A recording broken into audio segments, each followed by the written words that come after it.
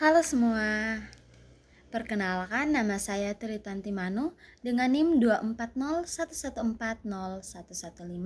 dari Program Studi Pendidikan Guru Sekolah Dasar Fakultas Keguruan dan Ilmu Pendidikan Universitas Nusa Cendana. Kali ini saya akan menyuarakan tentang hak dan kewajiban warga negara di tengah krisis sosial di Indonesia. Teman-teman, terdapat beberapa krisis sosial di Indonesia yang terjadi pada tahun 2025 ini, yaitu yang pertama, pemangkasan anggaran pendidikan dan protes mahasiswa. Pada tahun 2025, ya tepatnya pada bulan Februari, pemerintah Indonesia mengeluarkan instruksi Presiden nomor 1 tahun 2025 yang mengarah pada pemangkasan anggaran pendidikan sebesar 22,54 triliun. Akibatnya, anggaran untuk program Kartu Indonesia Pintar atau KIP Kuliah dipangkas drastis dari 14,698 triliun menjadi 1,319 triliun. Hal ini memicu protes besar-besaran dari mahasiswa di berbagai kota yang menuntut agar anggaran pendidikan tidak dikurangi karena dianggap vital untuk masa depan bangsa. Kasus yang kedua yaitu kasus korupsi di Pertamina.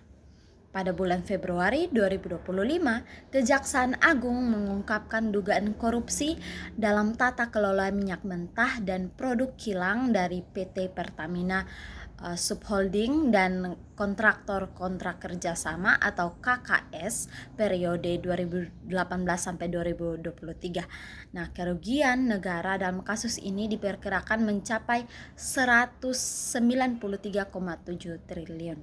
Beberapa eksekutif dari anak perusahaan Pertamina telah ditangkap dan penyelidikan masih terus berlanjut. Dalam situasi krisis sosial, warga negara memiliki hak-hak dasar yang harus dilindungi oleh negara. Hak-hak seperti apa? Hak-hak yang dimaksud adalah yang pertama, hak atas pendidikan, di mana warga negara berhak mendapatkan pendidikan yang layak tanpa didiskriminasi. Yang kedua yaitu hak atas informasi, di mana warga negara berhak mendapatkan informasi yang benar dan transparan dari pemerintah. Dan yang ketiga adalah hak atas perlindungan hukum, yaitu warga negara berhak mendapatkan perlindungan hukum dari tindakan sewenang-wenang. Di sisi lain terdapat juga beberapa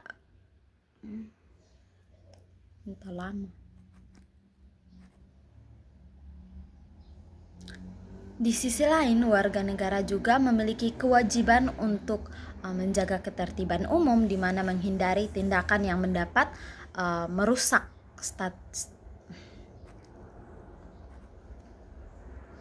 Di sisi lain, warga negara juga memiliki kewajiban untuk menjaga ketertiban umum, di mana warga negara harus menghindari tindakan yang dapat merusak stabilitas sosial.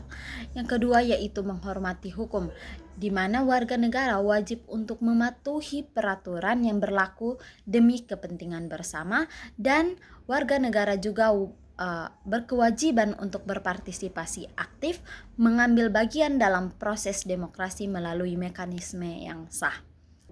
Dari penjelasan saya dapat disimpulkan bahwa dalam menghadapi krisis sosial, penting bagi negara untuk memastikan hak-hak dasar warga negara tetap terpenuhi, sementara warga negara juga harus menunaikan kewajiban mereka untuk menjaga stabilitas dan berpartisipasi aktif dalam proses demokrasi.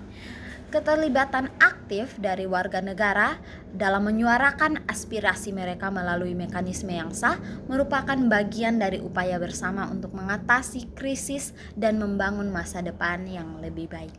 Sekian dari saya, terima kasih.